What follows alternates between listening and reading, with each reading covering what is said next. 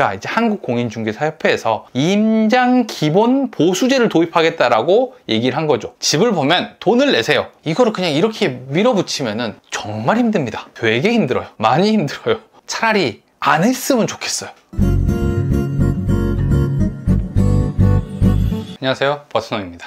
자, 그럼 두 번째 주제 한번 얘기해 보도록 할게요. 두 번째 주제는 앞으로는 집을 보면은 돈을 내야 되는 시대가 왔습니다. 집을 보면 돈을 내세요. 예, 요 주제를 가지고 왔는데, 요 기사가 집만 보러 갔는데 비용을 청구하겠다. 공인중개사 임장비 추진 논란. 요런 내용이 있습니다. 공인중개사와 함께 부동산 매물을 보러 가는 임장, 현장 방문 활동에도 이제는 비용을 지불하게 될 수도 있습니다. 자, 공인중개사협회는 최근 기자간담회에서 임장 기본 보수제 도입을 올해 핵심 과제로 추진하겠다고 밝혔다. 하지만 소비자 부담 증가에 대한 우려의 목소리도 함께 나오고 있다. 이런 내용의 기사들이 올라왔습니다. 그래서 이 내용을 조금 간단하게 정리를 좀 해볼게요. 집을 보면 돈을 내야 합니다. 이게 무슨 내용일까? 일단 화부터 내지 말고 어떤 내용인지 먼저 봐야죠. 자, 원래 우리가 집을 보는 과정들이 이래요. 인터넷에서 아니면 광고로 집을 봅니다. 먼저 보고 나서 부동산에 연락을 해요. 저 이 집 볼 수 있을까요? 아, 그럼요 해가지고 약속을 잡고 집을 보면 돼요. 근데 이 과정까지는 돈이 안 들어요. 집을 보는 것까지는 돈이 안 들고, 언제 돈이 드냐면은 구경을 해서 마음에 들고 나서 이거 계약할게요 라고 해서 계약이 완성되는 순간에 돈을 내는 거죠. 중개보수라고 하죠. 근데 여기서 이제 문제가 생긴 게 뭐였냐면은, 이 시스템이 굉장히 잘 흘러가고 있는 상황에서 갑자기 얌체족들이 생기기 시작합니다. 그게 바로 임장크루죠. 임장크루. 요 시스템이 사실 우리가 되게 오랫동안 사용했던 시스템이기 때문에 문제가 없었어요. 당연히 집을 보는 것까지는 무료로 사용을 해도 됩니다. 하지만 계약을 하게 되면은 그때는 중개보수를 내세요. 요런 시스템이었는데, 이거를 악용한 거예요. 이 시스템을. 원래 집이라는 게 그렇잖아요. 아무나에게 보여주지 않습니다. 내가 알고 있는 지인이라든지 아는 사람, 친한 사람들을 초대해가지고 보여주는 거거나, 아니면 집을 팔기 위해서 보여주는 이 두 가지 이유밖에 없단 말이에요. 그러면은 내가 이제 이 집을 보려고 하면은 사실 계기가 그렇게 많지는 않잖아요. 지인이 없으면은. 그러면 집을 파는 집을 봐야 되는데, 보고 싶어 하는 사람들은 많은 거예요. 내가 이 집을 나중에 살려고 하거나 투자를 하려고 하면은 이 집을 한 번 정도는 봐야 되잖아요. 그러면 이제 내가 이 집이 좋구나 라는 것들을 알게 생겼는데, 임장크루라는 사람들이 이런 형태로 이루어진 시스템을 악용했던 게 뭐였냐면은, 부동산 투자를 하는 사람들이 되게 많아지니까 부동산 공부를 하려면은 집을 보는 게 제일 빨라요. 지역을 평가하려면은 이 지역에 가가지고 부동산 가가지고 집을 그냥 보세요 라고 하는 일들이 많이 생겨난 거죠.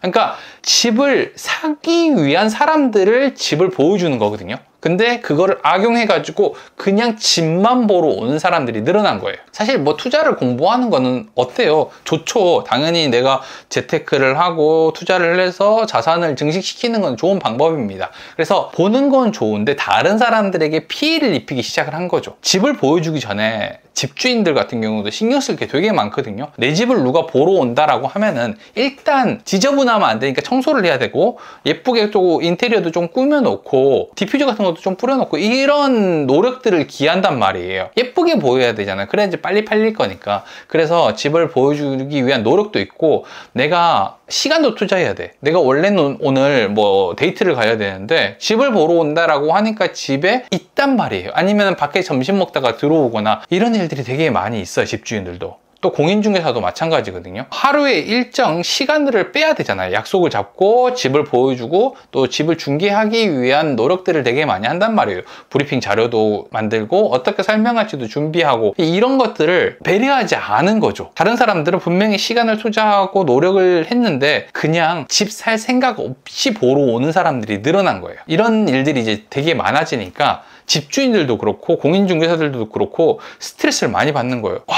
혹시 저 사람 임장크루 아니에요? 집만 보러 온 사람 아니에요? 이런 사람 정말 싫어요. 이게 노이로제처럼 생기는 거예요. 그러니까 이제 한국공인중개사협회에서 임장 기본 보수제를 도입하겠다라고 얘기를 한 거죠. 임장 비용을 청구를 하겠다. 그러니까 집을 보러 오려면은 돈을 내세요. 그러면은 집을 보여드리겠습니다. 약간 이런 식으로 된 거예요. 공짜로 안 보여주겠다는 거죠. 그러니까 공인중개사들이 집을 보여주려고 하면은 여러 가지 과정들이 생겨요. 여기에 대한 자료도 준비를 해야 되고 브리핑도 하고 시간도 빼고 차비도 들어가면서 집을 보여주기 때문에 비용이 분명히 들어갑니다. 시간과 비용에 대한 정당한 보상을 해주셔야 됩니다 라고 한 거죠. 협회에서는 약간 이렇게 생각을 해요. 뭐냐면은 집을 보겠다라고 하면 임장비를 청구하겠다, 요게 이제 1단계고, 근데 계약이 성사되고 나면은 이중으로 부과되지 않습니까? 그러니까 중개보수에서 임장비를 빼주겠습니다.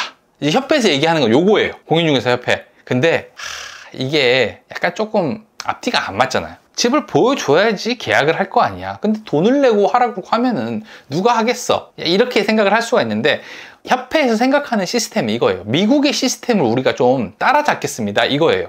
미국에서의 부동산 기본 구조랑 비슷하게 갈 수 있게 시스템을 마련해 보려고 합니다. 자, 미국은 어떻게 거래를 하냐면은 매도자 공인중개사, 그러니까 매도자와 계약을 한 공인중개사가 따로 있고 매수자 공인중개사가 따로 있습니다. 대부분 이렇게 거래를 해요. 물론 같이 해도 상관없겠지만 이해가 서로 충돌되기 때문에 매도자는 공인중개사한테 이 집을 팔아주세요 라고 맡기고, 매수자 공인중개사들이 와가지고 집을 보는 시스템인데, 이게 아무나에게 집을 보여주지 않는다는 거죠. 자, 미국에서 집을 보려고 하면은 이렇게 바이어 프로커리지 계약이라는 걸 합니다. 이거 어떤 거냐면은 내가 어떤 집을 원하고 예산은 얼마 정도 되고 기간은 어느 정도를 생각을 하게 됐습니다. 그러니까 이런 집을 보여주세요 라고 얘기를 하는 거예요. 그러면은 이 사람의 인적사항이라든지 연락처라든지 이 사람이 진짜 볼 거라는 것들을 공인중개사가 확인을 하고 이때부터 이제 집을 보여주기 시작하라 하는 거죠. 그러니까 집을 보는 것에 대한 책임을 지겠다라고 하는 계약을 하는 거예요. 그리고 나서 이 집을 살 때는 매수 의향서라는 걸 적습니다.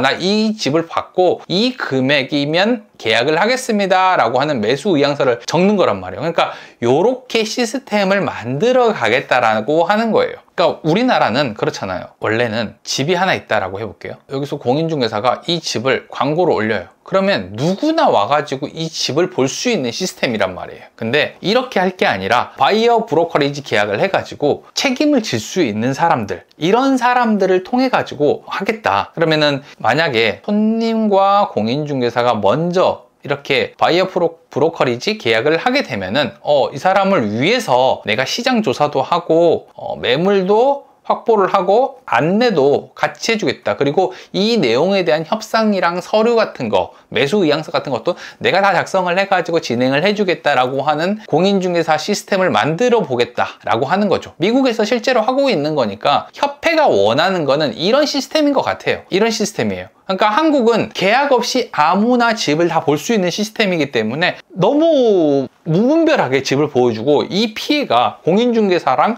집주인에게 가고 있다. 그러니까 이거를 수수료를 내고 볼 수 있게 해주겠다라고 하는 거고, 이걸 이미 선진국인 여러 나라에서 이렇게 계약을 해서 보고 있습니다 라고 생각을 하는 것 같아요. 이 시스템을 얘기한 거죠, 한국 공인중개사 협회에서는. 근데 이거를 이렇게 얘기를 하면 안 되죠. 집을 보면 돈을 내세요 라고 얘기를 하게 되면은 이게 소비자 입장에서 생각을 하게 되면은 너무 불합리하고 말이 안 되는 거예요. 세상에 어떤 세일즈에서 상품을 보여주는 거에 대해서 비용을 받냐는 거죠. 아까 전에 생각했던 그 미국의 시스템은 좀 달라요. 보여주는데 돈을 받겠다가 아니라 이 사람에 대한 보증을 확실하게 하겠다라는 뜻이거든요. 근데 이거는 집을 보면 돈을 내세요 이런 식으로 접근을 하게 되면 안 되는 거죠. 만약에 옷가게에 가가지고 옷을 보는데 돈을 내세요, 본값 내세요 라고 하게 되면은 누가 옷가게에 들어가서 옷을 구경을 하겠냐는 거죠. 인터넷으로 그냥 보겠지.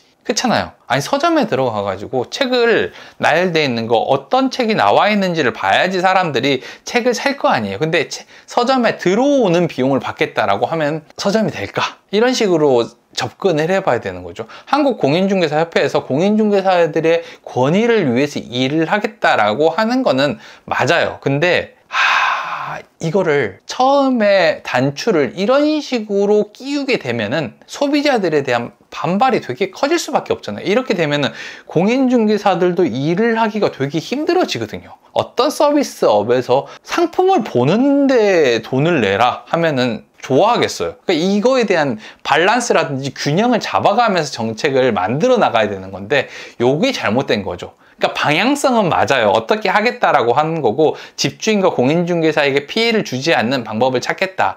그러니까 우리도 정당한 자격이 있는 사람들, 그리고 확인을 해가지고 집을 구하는 사람들에게 집을 보여주겠다라고 하는 시스템을 정착시키겠습니다라고 하는 거는 맞겠지만, 근데 첫 말이 집 보면 돈 내세요라고 얘기하면은 안 되죠. 이거는 이거는 안 되죠. 공인중개사의 노력에 대한 정당한 보상을 받겠다, 이건 분명히 자격이 있어요. 근데 소비자들이 받아들일 수 있는 이해를, 그러니까 그런 정책을 써야 되는 건데 이거는 좀 잘못됐죠. 공인중개사에게 도움이 안 되는 거예요. 실제로 여기 제가 댓글을 좀 가지고 왔거든요. 이 기사의 댓글인데, 그러면 수수료를 낮추든가요. 매장에서 입어보고 신어보는 것도 비용 도입 추진해야 됐네요. 집주인은 상관없겠지만 세입자가 있으면 개방 수수료도 줘야 됩니다. 왜 본인들 밥그릇을 차는 걸까? 중고차 매장에서 중고차 소개해줬다고 비용 내라는 건가? 뭐 이런 내용들 되게 많더라고요. 이거 생기면은 100% 이것만으로 수입 채우려고 하는 사람들도 생길 겁니다. 그쵸. 그러니까 집을 보여주는 것만으로 수입을 만들려고 하는 사람도 생길 수 있다, 이런 뜻인 것 같아요. 문제가 생길 시 무슨 문제라도 공인중개사가 100% 책임진다로 바꿔. 그다음에 아무튼 다 욕이에요, 다. 이건 너무 당연한 거예요. 어떻게 추진하든지 간에 욕을 하는 거는 당연한 건데, 이게 어렵죠. 왜냐면 우리가 집을 볼 때 그렇잖아요. 한 개의 집을 보고 바로 계약을 하는 사람은 없습니다.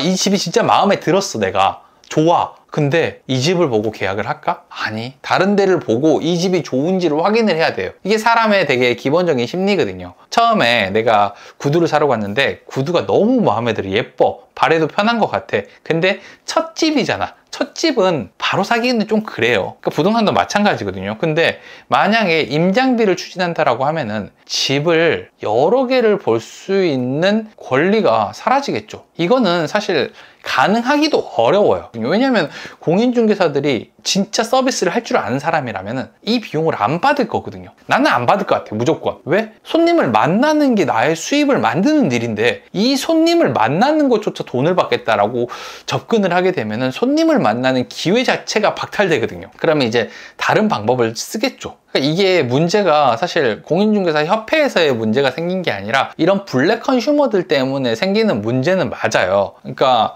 누군가는 시간을 투자하고 금액을 투자하고 능력을 투자하고 일을 하고 있어요. 그리고 집주인들도 분명히 거기에 대한 희생을 하고 있는데, 자기들이 집을 사지도 않을 건데 나의 공부를 위해서 다른 사람에게 피해를 주는 블랙 컨슈머가 맞거든요. 실제로 이걸로 돈을 버는 사람들이 있어요. 투자자 공부시켜준다라고 해가지고 임장 크루를 자기들이 결성을 해줍니다. 그래서 막 보내요. 그럼 이 지역은 초토화되거든요, 거의. 그러면 얼마나 힘들겠어. 자기들은 수업해가지고 돈 벌고 사람들 보내고 욕먹는가 그럴 수 있다, 막 이런 식으로 하는 사람들이 있는데, 이건 진짜 블랙 컨슈머거든요. 근데 블랙 컨슈머가 있다라고 해가지고 대다수의 좋은 고객들까지 마치 비용을 내야지만 볼 수 있다라고 접근하는 것 자체가 잘못됐다는 거죠. 필요하다라고 하면은 미국의 시스템을 도입하겠다, 우리도 바이오 브로커리지 계약을 하겠다, 이게 사실 우리나라도 있어요. 전속 계약이라는 시스템들이 있어요. 그럼 전속 계약을 시장에 이렇게 뿌리 내릴 수 있는 양분을 줘야 되는 건데, 이거를 마치 공인중개사 협회에서 공인중개사들은 전부 다 이런 걸 원합니다 라고 생각해서 소비자들에게 돈을 내세요라고 얘기를 하게 되면은 이거를 받아들일까요? 접근